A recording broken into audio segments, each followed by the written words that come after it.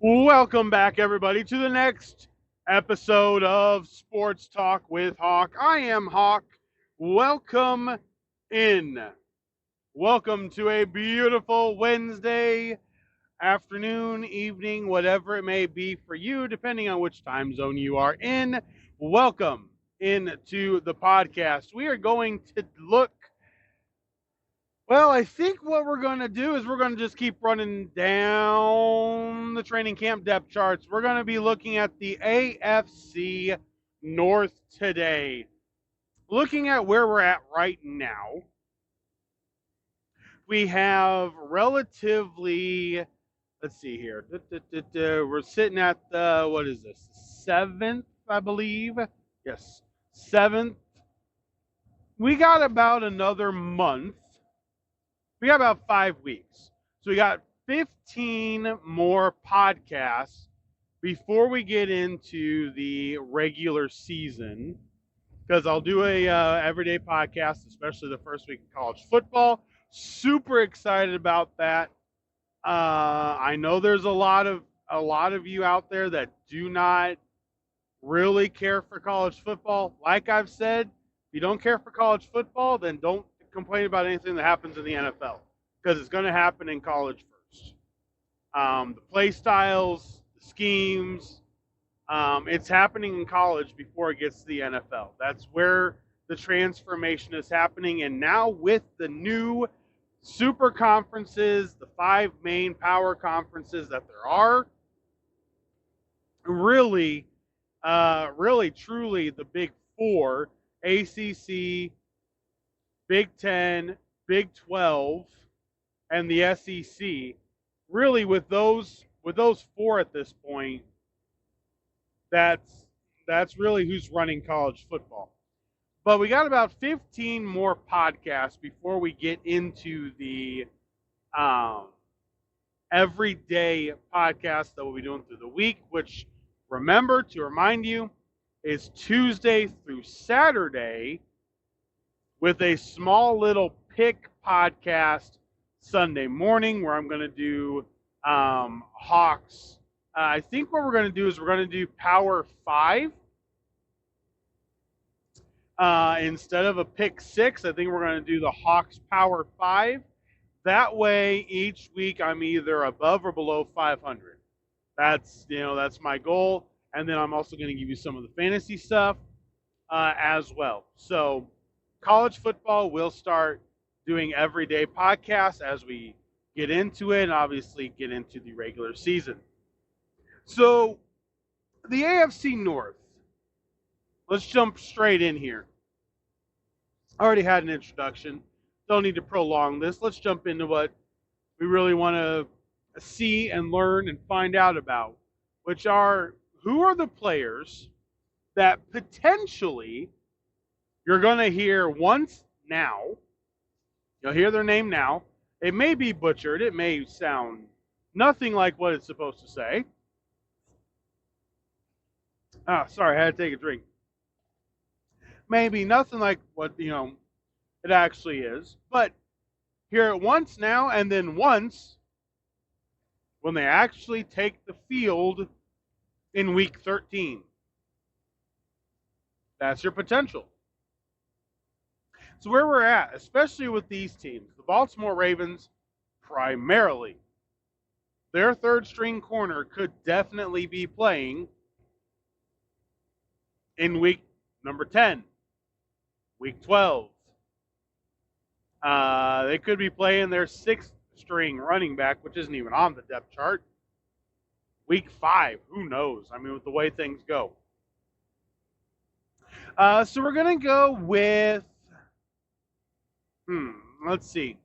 How do we want to split this up? You know what? We're going to go, let's do Ohio in 1, and then we'll do the Ravens and Steelers in the other. So let's open up with the Cincinnati Bengals, and then we'll close it out with the Cleveland Browns, and then Friday's podcast will be Ravens and Steelers. All right, let's jump into it. Cincinnati Bengals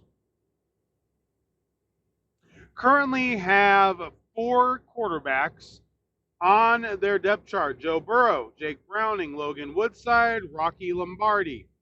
Then you got the running backs. This is where I think they really will struggle. Reason for that is I don't think starting running back Zach Moss is actually a starting running back. I believe he is a great 2, one of the best 2s in the league. I will give him that. But I do not see him as a lead back.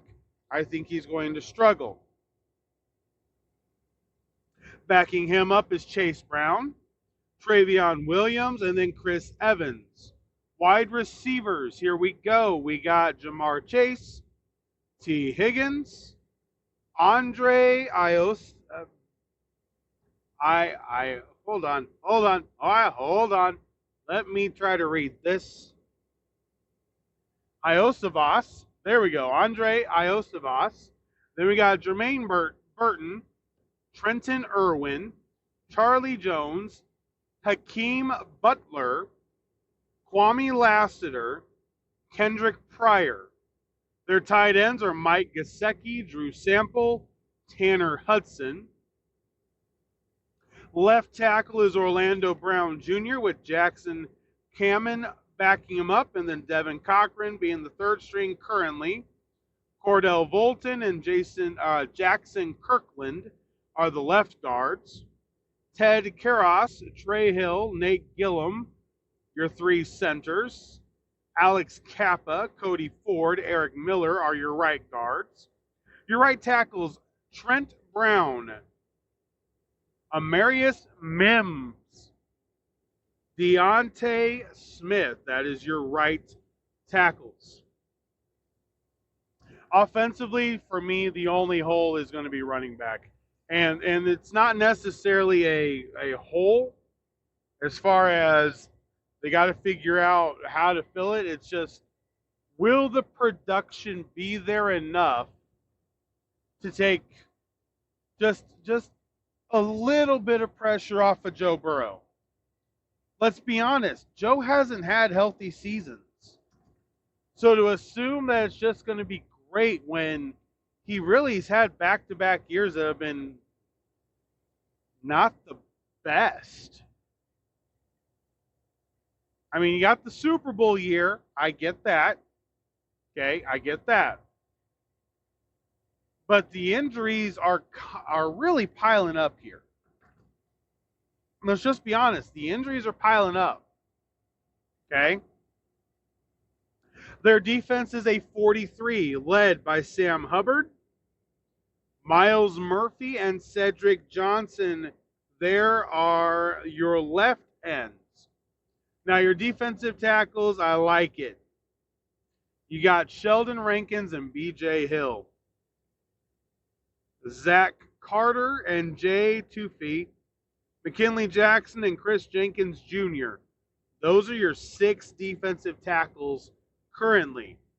Trey Hendrickson is your right end with Joseph Asai and Jeff Gunter as the backups. Linebackers are Logan Wilson, Jermaine Pratt, Akeem Doug Davis Gaither. Now, they do not have a lot of depth at linebacker. Your backups are Devin Harper, Aaron Casey, Shaka Hayward, and Joe Bach. Really, with linebackers getting hurt more and more, I would say this potentially is the biggest hole on the defense. The secondary doesn't look bad. You got Cam Taylor-Britt at one corner. You got Jordan Battle at safety, Geno Stone at safety, DJ Turner the second at the other corner. Mike Hilton is the nickelback. Jalen Davis, Dia Hill, Nate Brooks are all backup corners. Von Bell and Tyron Anderson are the backup safeties.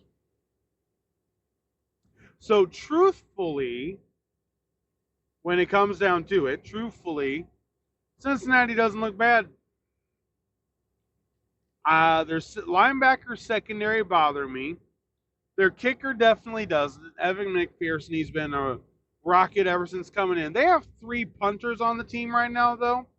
Brad Robbins, Austin McNamara, and Ryan Renkro. So, I don't know what they're planning on doing. Hey, maybe they're going to do a punt, pass, kick competition to see who gets the punter job.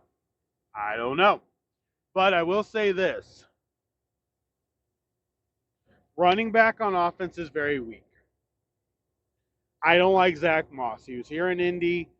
You know, the bandwagony guys, or I guess the blue colored glasses fans were like, he's awesome, he's great, we should re-sign him. Why? Why? The guy is a lot like, he reminds me a lot of Olandis Gary. He reminds me a ton of Olandis Gary. He can break out for 1,200 yards. He could. It's not really what he is, though. You're not going to get the consistency. I think that's where it's going to struggle. Linebacker and secondary for the Bengals, the line is fine. The front 4 are good. But honestly, that back 7, linebackers are okay, but that secondary could be a little shaky. All right, let's jump north. Straight up Interstate 75 to Interstate 77 and all the way up. Here we go. I guess technically it's 71. 71 runs through the middle. Don't ask me why interstates work the way they do. 77's on the east side, 75's on the west side, and 71 runs straight up the middle. Whatever. Anyway, so let's take a route straight up 71 to Cleveland, Ohio, and the Cleveland Browns. All right, so quarterback. Unfortunately for Cleveland fans, this hasn't changed, nor will it. Starting Deshaun Watson. Then we got Jameis Winston, Tyler Huntley, and Dorian Thompson Robinson, otherwise known as DTR. Your running backs, Nick Chubb, got to stay healthy. Jerome Ford, good back. Pierre Strong, Deontay Foreman. Depth, very good depth at the running back position. Receivers, Amari Cooper, Jerry Jeudy, Elijah Moore. Okay, then we got David Bell, Jamari Thrash, Cedric Tillman. You've got a really solid, okay, because it's young and old. David Bell, Jamari Thrash, young. Cedric Tillman, young. Cooper, older. Jerry Jeudy, older. I like this wide receiver room right now. It's a very good wide receiver room. Your tight end is David Njoku. Backing him up is Jordan Atkins. Then Zaire Mitchell-Paget. Then you've got your left tackle, Jarek Willis Jr. James Hudson backs him up. Left guard, Joel Bitonio. Michael Dunn backs him up. Ethan Poick. Luke Whippler backs him up. Wyatt Teller is your right guard. Zach Zeter out of Michigan is your backup. Jack Conklin. That's your right tackle.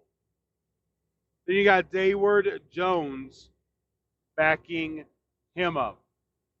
They got a little bit of depth on the offensive line, first string, second string. Their offensive line is really good. Their head coach is really good. Their receiving core is really good. Their running back is really good. The depth at running back is good, even though Nick Chubb, has really caught an injury bug as of late. Deshaun Watson is a wild card, so that's where I'm going to put the weakness on the offense. Deshaun Watson to me is the weakness, the wild card, and the way everything could potentially work or not work. They also run a 4-3 defense, starred and studded and steeped in its concrete barriers. The way that these guys play is run by Myles Garrett. That is who this defense runs through. Myles Garrett, you're starting left end. Dalvin Tomlinson, big pickup, is one of your defensive tackles. Shelby Harris is the other one. Zadarius Smith, the other rushing end on the right side. You got Maurice Hunt and Quentin Jefferson as your backup defensive tackles. You got Alex Wright, young gun, as a backup for an end. You got Agbo Orokanoku as the other end. Then you got your linebackers. Jeremiah, not even going to try to butcher this. Owasu yeah. So we're just going to say J-O-K. Simple as it gets. J-O-K. You got another linebacker, Jordan Hicks, and then Devin Bush. Your backups there are Muhammad Dulanti and Nathaniel Watson. Then you have a defensive back named Denzel Ward, who I believe is very underrated. His backup is Khalif Halassi. Then you've got Grant Delpit, very good safety. Juan Thornhill, once again a good safety. Martin Emerson Jr. and Greg Newsome are your other two cornerbacks. Then you got Justin Harper Sr., Miles Harden as your two backup corners. Rodney McLeod and Ronnie Hickman are your backup safeties. You currently have two kickers on this team, Dustin Hopkins and Cade York, and then Corey Borquez as the punter. All in all, I think the Browns on paper look better than the Bengals. But I believe the Browns, because of last year, level off. Do I think they're going to drop off a cliff? Absolutely not. I believe Kevin Stefanski is too good of a coach, and I believe they have too many weapons. I really do. Excuse me, having to keep drinking. Throat's drying out quick today. So, really, Cleveland's weakness being Deshaun Watson is what I have to stick with. They got some holes on defense, kinda, but not really. They aren't as glaring as Cincinnati by any stretch of the imagination. I like where the Cleveland team is at, based off of the fact that they went to the playoffs last year when they really shouldn't have. I think they come back to earth. I believe they go 8-9, more or less. And I think Cincinnati, if Joe Burrow is healthy, will be fighting with the Ravens for the division lead, but they'll get in on the wild card. That is my guess as of right now. Obviously, my official guess will come out at the end of August. So there we go. Cincinnati Bengals, Cleveland Browns, two AFC North foes. They really don't like each other. The games have been really good between these two teams recently. So once again, looking forward to that. But I think right now, that's kind of where we're at right now. I think Cleveland on paper is better, but I think Cincinnati will be better as the season moves on. All right. That is it for this episode. definitely a little bit shorter. Decided to try to keep these a little bit lower, make it easier to listen to since it is just going down depth charts. And we're just going down the depth charts and kind of making comments along the way, trying to make it as simple as possible. So I am happy we are looking at 20 minutes right now. So let's close this out with a final thought. There is a certain aspect of control that we all love to have. We love to be able to control our destiny, our legacy. We're happy to be able to control the TV remote, the light switch. Here's what happens, or I should say, when you get control of something you shouldn't. How do you respond?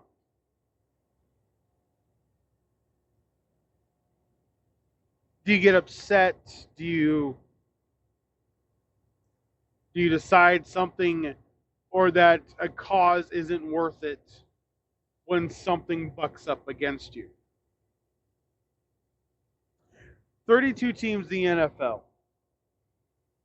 This is something I was thinking about. Roughly 1/3 of the teams automatically, to most, don't have any shot of going to the Super Bowl. Little bit less. We'll go 32 out of 32 teams, 10 are assumed to not even have a shot. Not even an outside shot. Parity helps this. The salary cap helps this. But you still got to go play the game. And I think at the end of the day, when everything comes down to it, you still got to play the game. You still got to win your one-on-one matchup. You still got to trust your teammates to be able to win the game. Right now, there's a lot of teammates. We've heard of a lot of scuffles at camp between different teams. The reality is, these guys got to have their backs. It's training camp. Really, tempers flaring because of heat and whatnot. I slightly understand, but there's no reason to get chippy in training camp, joint practices. There's really not. It doesn't mean anything. You're just playing against somebody that isn't just there to pretend. They are working on stuff the same as you are working on stuff. And that's what makes it different. So the reality check is this. These scuffles and skirmishes you hear in practice, take note of them. Because it doesn't necessarily represent a solid team more than somebody who's just trying to cause a problem. Really what it comes down to. And there's been quite a few. I think there's already been 3 training camp scuffles. So it's been a couple. It's been a couple. How about we just go to work, do what we need to do, and get the job done. Guys, I appreciate you stopping by today. Thank you so much for listening. Hopefully you have a great rest of your Wednesday as we are slowly but surely closing in on the start of the college football season and the start of the NFL season as well. Thank you so much for stopping by. Make sure to subscribe. Make sure to like the video and ring that notification bell so that you always get notified when a new podcast goes live. Guys, thank you so much for watching. And until next time, for Sports Talk with Hawk, I'm Hawk, and I'm out.